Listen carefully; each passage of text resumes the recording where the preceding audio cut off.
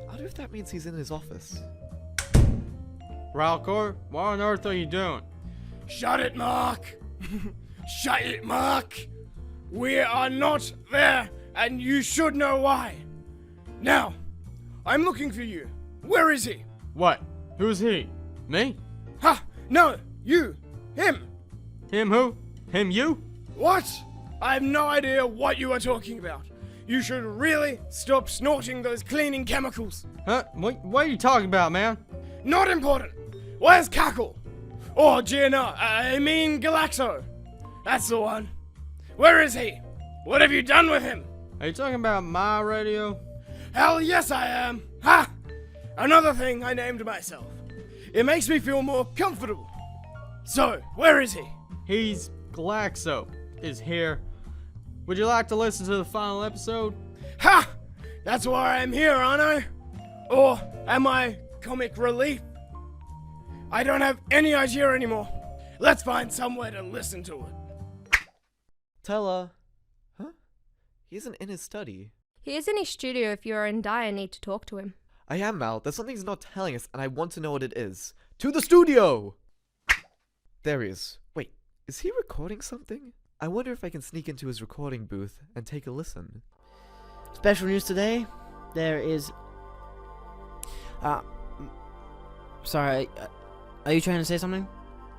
I can't hear you from this side of the glass. Look, don't come in here. I'm about to finish my broadcast. Okay. Sorry about that, folks. Now on to special news. Again, no special news. At least not until the next broadcast, if I am lucky. This has been your community radio broadcast. My name is Taylor, and this is the Observer's Point of View. Thanks for listening. 3, 2, 1. Okay, I'm done. You can come in now, Colin. Tella, there's something important I have to talk to you about. What is this sick... We better see what that is.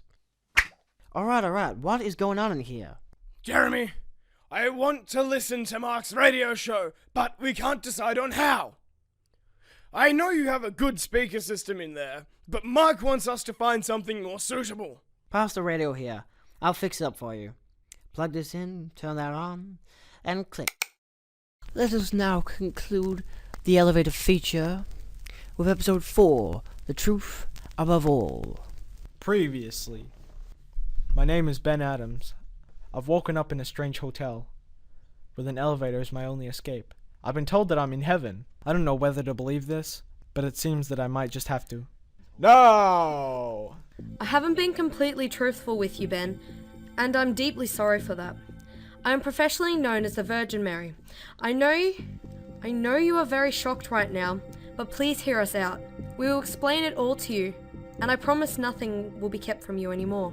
My name is Gabriel. I'm an archangel. I know this is a lot to hear, but it's all true. It's funny, but I believe them. I have to believe them. Even though neither of them have wings or anything. But I'm already convinced. Not by them, though. I remember everything now. My partner in crime stabbed me in the back. Literally. I don't think I'll ever really know why. But maybe someone will tell me someday. What confuses me is that if I woke up in heaven, then why is heaven a hallway with locked doors? Oh, I think it's an apartment complex. Now that I look past Gabriel, I can see the same looking doors in the same looking hallway. I do have questions for them both, though. If you are who you say you are, then answer 3 questions for me. Why did I wake up in the hallway?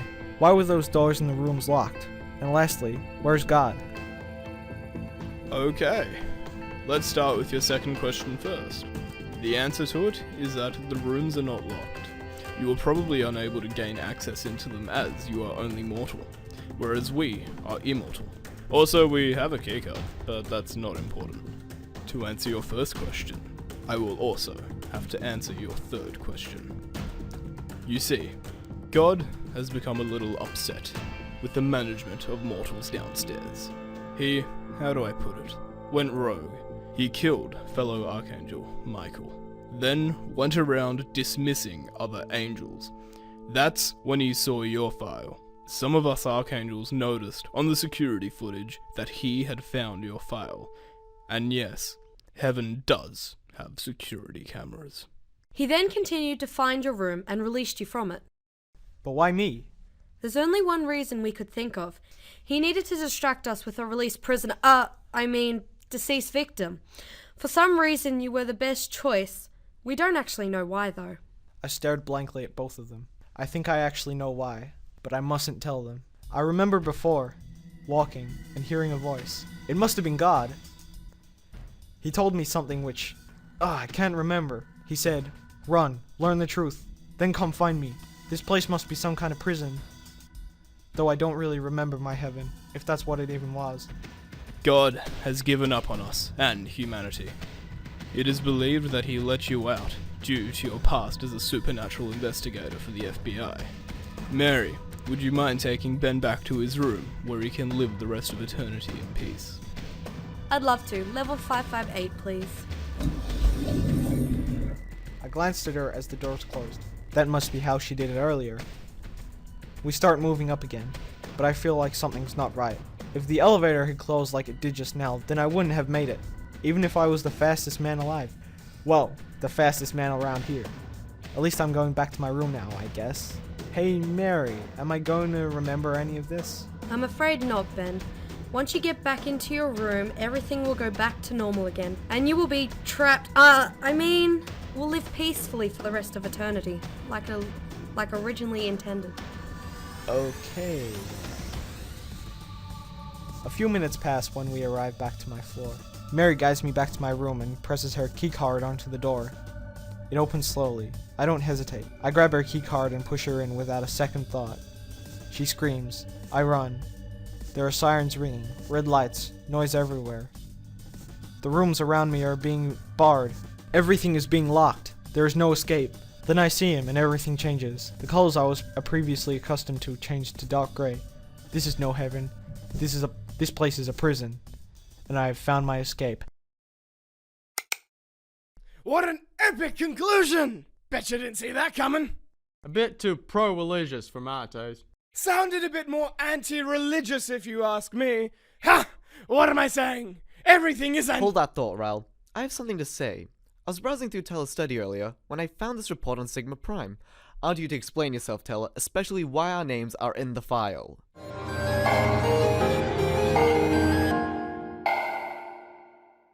What does the name Sigma Prime mean to you, Colin?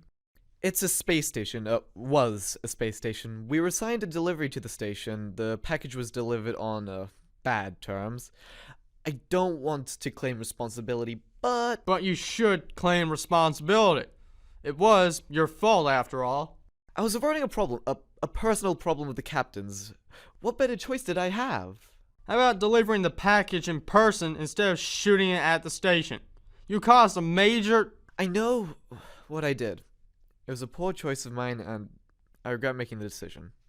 For those confused in the audience, would you care to not be so vague on the topic of discussion? Ha! That made me sound so authoritative. Authoritative. That's how you say it, right? Sigma Prime is a space station which, because you destroyed it, potentially saved the universe from a horrifying destruction. It is my comeback research topic. So, is that why we're here? You want our story of what happened to the station? Yes, your story can possibly redeem me from my current career downfall. What about that broadcast you were just doing? Isn't that your work? That is what I'm left with, actually. Community radio, the last straw of my media bale. If I lose that before I get a new story to publish, then I'll be in trouble. A lot of trouble. So, can you all help me? How exactly are we gonna help you? I will interview each of you separately and get your stories. If we're going to do that, then we'll need to make a deal. At this stage, more than all the ears, which for me is an odd phrase, as I technically, or should I say biologically, don't have ears. I can still hear, though, if that wasn't obvious. If we tell you our stories, will you let us go home? How about, will you let us go wherever we, individually, choose to go? Actually, yes. That means everyone has the freedom to go where they want. I would love to be of service to you, as you will be of service to me. Where do you each want to go? Want to continue, Colin? Yeah, that'd be best. Alright, Colin and I would like to continue in our delivery service, so sending us home will be much obliged. What about me is what I would say if I didn't have a plan of my own. And that would be? Well, there is this place I know that I want to live on. I want to work on it. I want to be known for it. I want to own a hotel. Or would it be a motel? Who cares? I want to be the head of my very own hotel in space. I'll tell you the details of where it is later. That can be arranged. Very eccentric of you, Ralcor. And finally you, Mal. Where do you want to go? I want to stay, if that's okay with you. It's safer for me here, and they won't ever find me. I'd love for you to stay. I could help each and every one of you, but don't forget, you have to first tell me... Yeah, about that. To make the story complete, we'll have to tell you our whole story of what happened after the events of Sigma Prime. Oh, why would that be? Sigma Prime was a small part of our lives. One in which Mal was barely a part of, and Ralcor was not even the beginnings of an imagination in our minds. At the time. I think to give you an even better story, or at least something more detailed to explain, why don't you retell our lives? Do you mean from when we crashed? Of course, otherwise it wouldn't be the full story. I can explain what happened through the events leading up to the crash, too. A sort of before type of episode. I like it. This is an extra story that I can probably make for an entertaining show. Maybe a radio show of some sort. How should I produce it? Easy, you can cast people to speak from our point of views, maybe even in conversation. It can be a sort of dramatic retelling of our story. I'd watch that. And even if it's a podcast of some sort, then I'd listen to that as well. That's good. I think I can arrange a cast of actors. Hopefully none of them will drop out before the whole show has been fully recorded. I hate recasting. Oh, that reminds me. I recorded some audio logs of what happened on each day. That should help. Wouldn't they be on the ship, though? Oh shit, yeah, they would be. And the ship is gone too now. That's okay. I'll just travel to the ship and retrieve the files. No hassle. But the ship went into the space between spaces. Does that mean it was destroyed? The chair test. When we put the head of the chair into the void, it came back out whole. The ship must still exist somewhere then. Ha! Guys, is that it just out the window drifting in the rift? Nice find, Ralcor. I'll go over there later and lasso it to the house. Wait, but when you came to us, you said we'd die if we didn't get off the ship. Well, yes, I did. You would potentially die due to lack of supplies and nowhere to go.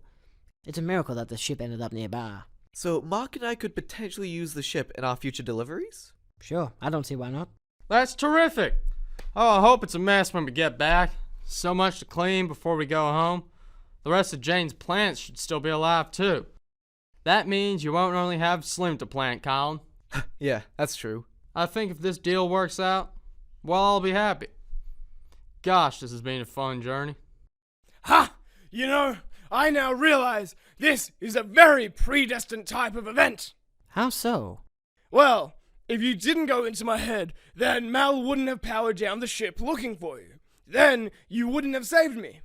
Everything that happened would have not happened if you had never entered my mind. Ha! Talk about meant to be. Also, talk about Enter the Crazies. It must have been so interesting being in my mind. It is quite interesting, though I wouldn't say it was too predestined. Yes, if I didn't learn of the Sigma Prime incident, then I wouldn't have gone looking for you a lot. I wouldn't have found Ralcor, and none of this would have happened. I basically became a Deus Ex Machina for the hope of a good story. Shall we get to work on this good story then? We do have a pretty long story to tell, and I think I should start it off. I'll probably begin with something about Sigma Prime and other past events, which, now that I think about it, we were a horrible delivery crew. What do you want me to call the show? The Miscellaneous Travels of a Delivery Crew? Bold and Daring Traders & Co.? Or its acronym, Bad Traders & Co.? How about something that we constantly question, even if not always out loud? What do you think of the name, Are We Alive?